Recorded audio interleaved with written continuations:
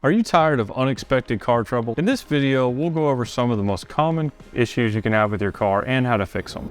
Number one, flat or damaged tires. Number one, keep an eye on your tire pressure and tread depth to avoid unexpected flats. Not all cars have tire pressure monitoring systems, so you'll have to do the old-fashioned way where you actually get out your gauge and check your tire pressure from time to time. But an underinflated tire creates more heat and creates more blowouts. So you want to make sure that your tires are always inflated at the proper pressures. Number two, perform regular tire rotations and alignments to maximize tire life. Tire rotations will keep your tires wearing evenly, and so you don't end up with a whole lot more wear on an edge or something like that, which would cord a tire sooner and cause a blowout.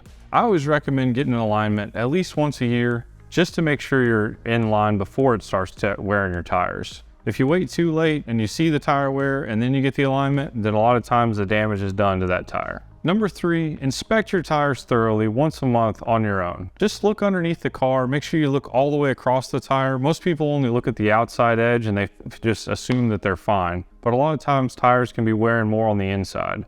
And then you need to check your tire pressures while you're doing that as well. So just one little, monthly 5-minute inspection can prevent you from having a blowout or an issue on the road. If you want to learn more, check out these other two videos. We've done much more in-depth information on tire. The second most common issue that we'll cover is the dead battery. Keep track of how old your battery is. You never want to push one too far. A lot of people say, well, I got so many years out of this battery before I had to replace it. And that's fine, but you don't want to be left somewhere just because you wanted to get the maximum out of your battery. If your battery is more than 7 years old or so, you want to just go ahead and replace it because it's getting up there and it's going to leave you stranded soon. Always make sure that all your lights are turned off. You don't have anything left over in the cigarette lighter plug if your car doesn't shut that off when it's off. Just make sure there's nothing drawn on your battery when you park it. I personally always recommend people to lock their vehicle when they're done. Most cars have some sort of a shutdown procedure that they go through, and when you lock the vehicle, it tells the car that you're done with it and it does it properly. And also, never keep your keys too close to your car in the garage.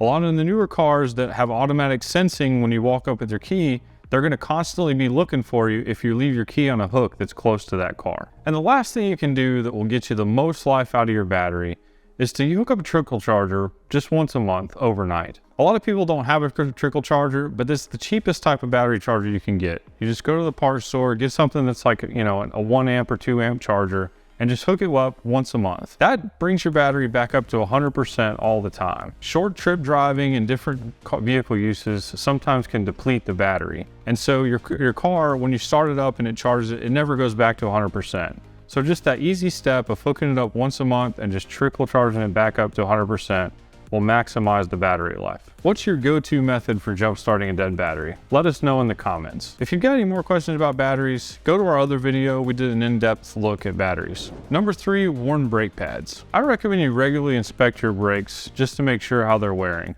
Look for any heat spilled up or anything like that. If you see any blue streaks in your rotors or anything, then that would be an indicator you've got something going on. The other thing to look for is your brake fluid level.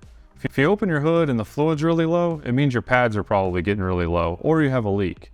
But that'll give you an indication of how your pads are. A lot of times if you can catch a worn pad before it's too late, you can get by with either turning your rotors before you have to replace them. Number four, cooling system issues. Check your coolant level regularly. Usually whenever you get gas or every other time or something, make sure you've got enough coolant. If you see that level going down, it usually means you've got a leak somewhere, or you could be using coolant. It is natural for cars to be a little bit low over time and need to be topped off. You want to make sure you check it regularly because if it gets down too low, it'll get air into the system and it'll have to be bled before it'll be properly filled again. Make sure you keep up to date on your coolant flushes because as coolant ages, it becomes less effective, which that is also good to keep at a freeze point in the winter, but it's also good to keep your coolant from corroding your system. So that's regardless of the weather. Have you experienced an overheating engine? Number five, malfunctioning sensors. Modern cars rely on sensors and things to keep the fuel mixture correct and keep them running correctly. So if a check engine light comes on, it usually means one of those sensors is not working right. A lot of times that'll give you an early indication that something's going on that you can get fixed before it becomes a problem and leaves you stranded. So when that light comes on, make sure you get somewhere that reads it. Here at Morristown Tire and Performance Center, we'll read your code for free and let you know if it's something you need to be worried about. Thanks for watching. We hope you find these tips helpful for troubleshooting. Remember to stay on top of your car's maintenance to make sure you don't have any issues while going down the road. If you have any questions or suggestions for future videos, leave us a comment below. Don't forget to hit the like and subscribe button for more videos.